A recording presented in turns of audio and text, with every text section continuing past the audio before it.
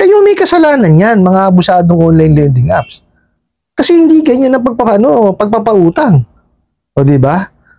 Kayo gumagawa na sakit ng ulo nyo.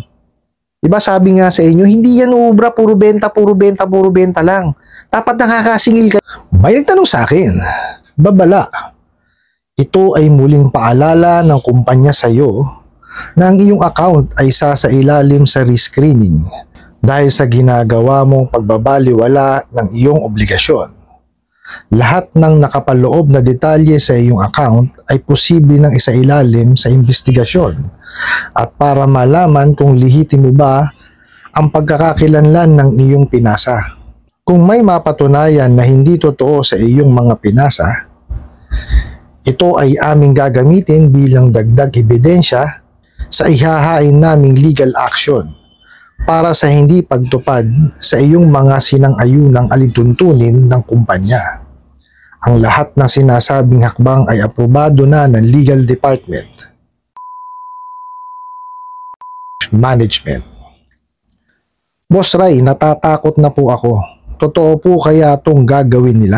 Alright, maraming salamat po sa panibagong katanungan na ipinadala nyo po sa akin. Pero bago natin siya sagutin, imbitahan ko muna sana kayo na pakisuportahan po sana yung aking mga social media accounts sa YouTube, Facebook, and TikTok. Okay, sagutin natin itong katanungan na pinadala nyo po sa akin. Unang-una po, sabi nila risk screening daw po, hindi ko maintindihan bakit may risk screening. Okay. Sabi kasi nila, binabaliwala nyo daw yung inyong obligasyon. Okay. Well, hindi ko alam kung binabaliwala nyo talaga or dahil ba sa harassment yan o kung ano man dahilan. Hindi ko alam. So, hindi ako pagtuunan natin ng pansin itong katanungan na to. Okay. Ang sabi kasi niya, yung lahat ng nakapaloob na detalye sa inyong account ay posible na raw na imbestigahan para malaman daw kung lihitimo yung pagkakakilanlan ng mga pinasa ninyo. Ang tanong ko doon, bakit ngayon lang nila iimbestigahan? Di ba? Ganito yan kaya kasi sa ngayon napapansin ko kagaya na sinabi ko kahapon sa aking video, napakarami ngayon na mga nanghihiram na sila pa ang galit pagka hindi na-approvean. Alam niyo kung bakit? Kasi ganito, nasanay sila dito sa mga abusadong online lending apps na ID lang, padadala na kagad yung pera. Wala akong credit investigation, walang evaluation, walang ganun na na nangyayari. In less than 5 minutes, andyan na yung pera. Yun actually ang pinang-advertise nila, yun ang pinamamalaki nila. Within 5 minutes, papadalang kayo ng totoo naman. Kaya lang nababaliwala yung proseso, yung tamang proseso sa pagpapautang. Kasi paano malalaman ng isang lending or financing company na may kakayanan magbayad, itong kliyente na to, kung wala akong credit investigation at evaluation or verification man lang. Di po ba? Ngayon ang nangyayari, parang yung mga lending at financing pa ang parang nangingimi or kailangan mangilag dun sa mga nanghihiram ngayon dahil sa ginagawa nitong mga abusadong online lending apps na to. Di ba? Kasi nasasanay sila Kasi tingnan nyo sa sobrang dali manghiram dito sa mga bugok na online lending apps na to, ID lang, tsaka yung cellphone number po ninyo, pagbibigay na sila ng pera, ganun kadali. Di ba? Akala ngayon ng mga first timer na nanghiram sa kanila, ganun lang talaga manghiram. Hindi kagaya nga nung sinabi ko sa inyo, nung tinanong namin yung nanghihiram kahapon, galit siya pa ang galit, kasi wala siyang trabaho. Hinahanapan namin ng proof of income, payslip.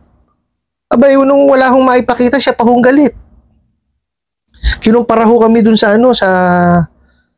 online lending niya. Doon daw, nagpasa lang siya ng ID, binigyan na siya ng pera. O sige ka, kung wala naman ako ka problema, hindi naman ho namin kayo pinipilit na manghiram ho dito. Kaya lang ho kasi, patakaran ho namin yun eh. No? Obligasyon ho namin na alamin kung may kakayanan ho kayo magbayad kasi para sa inyo rin ho naman kako yun. O, di ba? Bay, siya pa talagang ganun, nagtatatalak siya. Magko-complain daw siya sa SEC. Bay, sabi ko, wala akong problema. Kasi wala naman ho kami nilalabag. Kami ho, sumusunod lang ho kami doon sa patakaran ng kumpanya namin. No? At saka kung ano ho, yung usual na way ho ng papautang. No? So, ewan ko, kung magko-complain ho siya, sasagutin na lang ho namin. No? Kasi ho, yan ho ang nangyayari. No? Kagaya ho dito. Diba? Sa kanila na ho mismo nanggaling. Ngayon pa lang sila mag-iimbestiga pag hindi na nakabayad. Oh, tama ho ba yun? Di ba dapat yan, nagke-credit investigate ka muna, no? Magbe-verify ka, tsaka ka mag-evaluate. Bago ka magbigay kasi kailangan malaman mo kung may kakayanan bang magbayad itong na to, kliyente na to. Di ba? Mario Joseph, yan ang ginagawa nyo, sinisira nyo yung tradisyonal na pamamaraan no ng pagpapautang. Oh, nakita nyo nangyayari dun sa mga mga first time na nanghihiram. Akala nila, no, kahit saan sila mag-apply, bibigyan sila kagad ng pera. No, without them knowing na kailangan meron silang kakayanan magbayad muna. Oh. 'Di ba? Mario, para nga sabi ng boss ko, tayo PCSO. 'Di ba? Hindi sa inaano ko ho kasi andun na ho ako, may pangangailangan. Nandun na ho ako, pero dapat aalamin nyo ho, no, na may kakayanan ho ba kayong bayaran? Okay? Kasi kagaya nga ho na sinasabi dito, aalamin pa lang daw ho nila yung mga sinabmit nyo, yung mga detalye, no? Kung lihitimo. O ngayon pagka paano gagawin nyo pag ngayon alaman nyo hindi lihitimo? 'Di ba? Kayo may kasalanan yan, mga abusadong online lending apps. Kasi hindi ganyan ang pagpapautang. O 'di ba? Kayo gumagawa na sakit ng ulo nyo. Diba sabi nga sa inyo, hindi yan ubra, puro benta lang. Dapat nakakasingil kayo kasi yan dapat yan work hand in hand. No, hindi pwede puro ka benta. O, dami mo ang benta, hindi mo naman nasisingil. O, di ba? Kasi paano nyo masisingil kung ganyan kayo maningil? O, sana kayo ng kamote. Tapos sasabihin nyo pa, aprobado ng legal department. Wala namang problema yun. Kahit walang hindi aprobado ng legal department nyo eh. Pero mali yung ganung pamamaraan na nakahiram na, tsaka nyo palang iimbestigahan pagka hindi nakabayad. Di ba? Hindi ganun eh. Oh. So, dun sa nagpadala na to ng katanungan, well, unang-una ho, sa tingin ko, tinatakot lang kayo. Di ba? Kasi kung unang-una ho, naharas na kayo, tinakot na kayo, no, pinahiya na kayo, hindi ho nila magagawa mag-file ng demanda. Isa ho yun. Pangalawa po, kung ang interest rate po nila is hindi nila sinunod yung ceiling on interest rate, hindi rin ho sila po pwedeng magdemanda. Di ba? Kasi hindi ho tatanggapin ng korte yun. Oh, di ba? Tapos ganito ang gawin po ninyo. Ito ho, paalala na rin ho, no? Dun sa mga nanghihiram at mga future na manghihiram. Okay. Meron naman ho tayong ceiling on interest rate, no? Ano yan?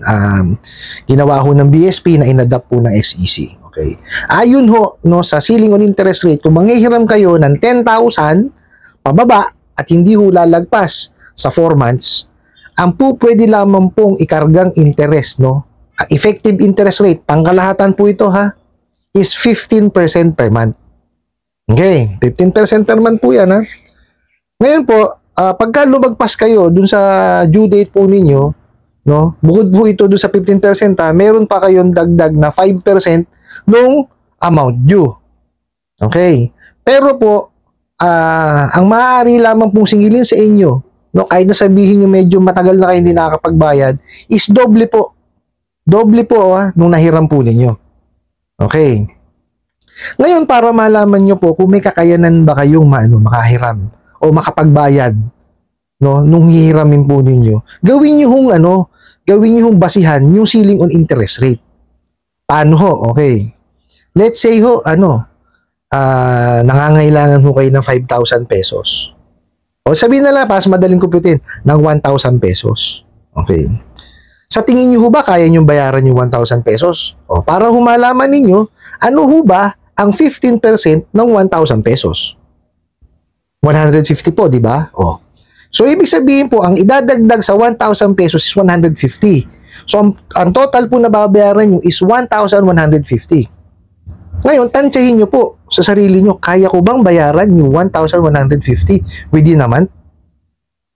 Pagka sinabi nyo, pasok po, pwede kayo manghiram. Di po ba? Kasi nag-gauge nyo na sa sarili ninyo eh. Okay? So, ngayon, pwede kayong manghiram ngayon. Maghanap ngayon kayo ng lending financing na po pwede nyo hiraman. Kasi sa tansya nyo na sa sarili ninyo, na kaya nyo eh. Okay, ngayon, for example, 10,000 ang kailangan po ninyo. Ano po ba ang 15% ng 10,000? 1,500. So, ibig sabihin po, sa loob na isang buwan, kailangan bayaran nyo po is 11,500. Sa tingin nyo po ba, kaya nyo magbayad ng 11,500 within 1 month? Kung kaya po, sige po, manghiram po kayo. Wala pong problema. Ganun ho ang gawin nyo. Gawin nyo hong gauge, no? Yung ceiling on interest rate. Kasi nandyan na ho yan eh. No? Inilatag na po ng SEC yan, tsaka ng BSP. So, ibig sabihin, kayang-kaya ho natin kontrolin, computein pala. No? Kung kaya natin bayaran yung hihiramin natin. Okay? May gauge kayo kahit papano. Pero, for sure po yan, no? Kung manghihiram kayo sa mga abusadong online lending apps, hindi yun nila sinusunod yan. Okay? Kalimitan po itong mga abusadong online lending apps, ha?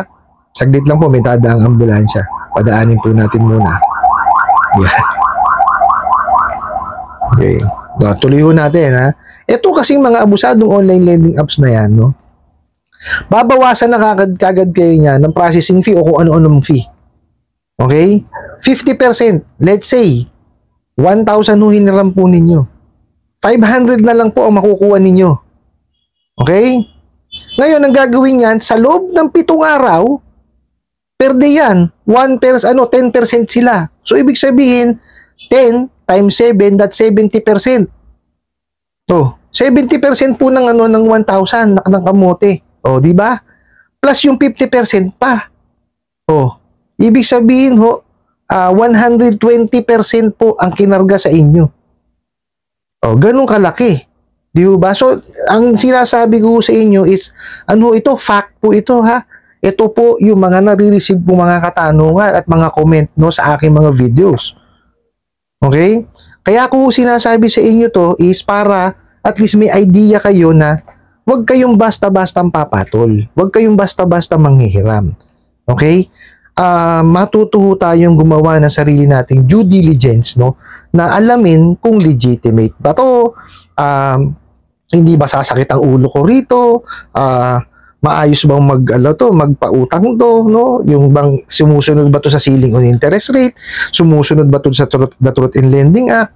Hindi ba nilalabag ang prohibition on unfair debt collection practices, no?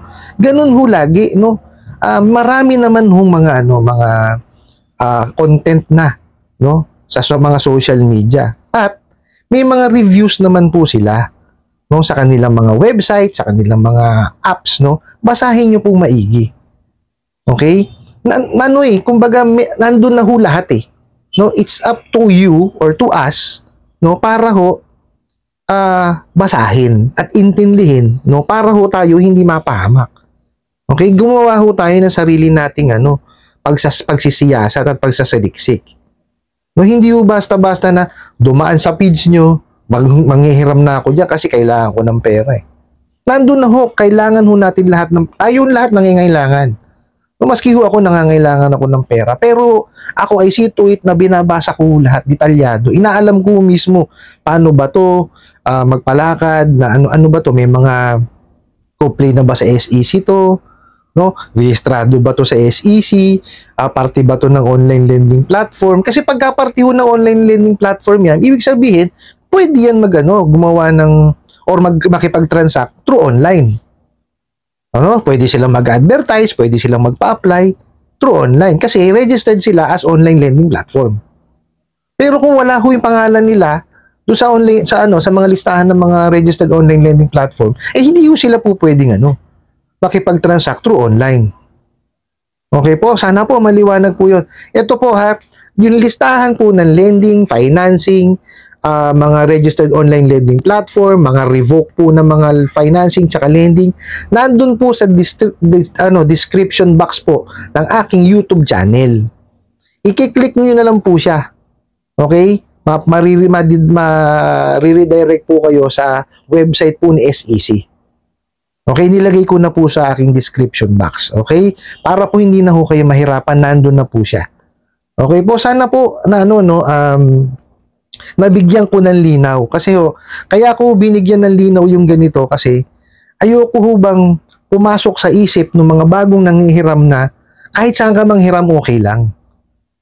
No, hindi ho ganun. No, kailangan alamin ho muna natin sa sarili natin kung may kakayanan po ba tayo manghiram. Yun ho ang importante kasi para ho hindi tayo mapahama. Kasi baka mamaya hindi nyo pa kaya, lumagpas kayo sa due date, ang matsempo kayo dito sa mga abusadong online lending apps, ayan na ho. Kundi ho anxiety, depression ho ang aabutin po ninyo. No? Iniingatan ko lang ho yung inyong kapakanan. No? Kasi ho, hindi ho lahat talaga po pwedeng pautangin kung hindi pa talaga kaya. No? Dumarating ho dun sa kumbaga may panahon po para dyan. No, ako ho nung panahon ko hindi ko naman nung nanghiram ako hindi naman ho kagad napahiram na-decline din ho ako, na-disapprove din kasi hindi pa ho ako po pwede kumbaga wala pa akong kakayanan na magbayad during that time. No, hindi pa ho ganun yung stable yung credit standing ko. No, kaya nga sabi sa inyo, i-build nyo po ang inyong credit standing. Importante ho yun, no? Kasi pag na-build nyo siya, sila na ho ang lalapit sa inyo. Sigurado ho yan. Ano po? I hope nasagot ko po itong katanungan na to at sana po yung makatulong. Maraming salamat po sa inyong walang sawang pagsuporta at panonood sa aking mga videos. Maraming salamat po sa inyong pag-like, pag-share, pag-comment at pagtatanong. And kunin ko na rin po itong opportunity na to na imbitahan po kayo na pakisuportahan po sana yung aking mga social media accounts sa YouTube, Facebook, and TikTok. Hanggang sa muli po. Yun lang.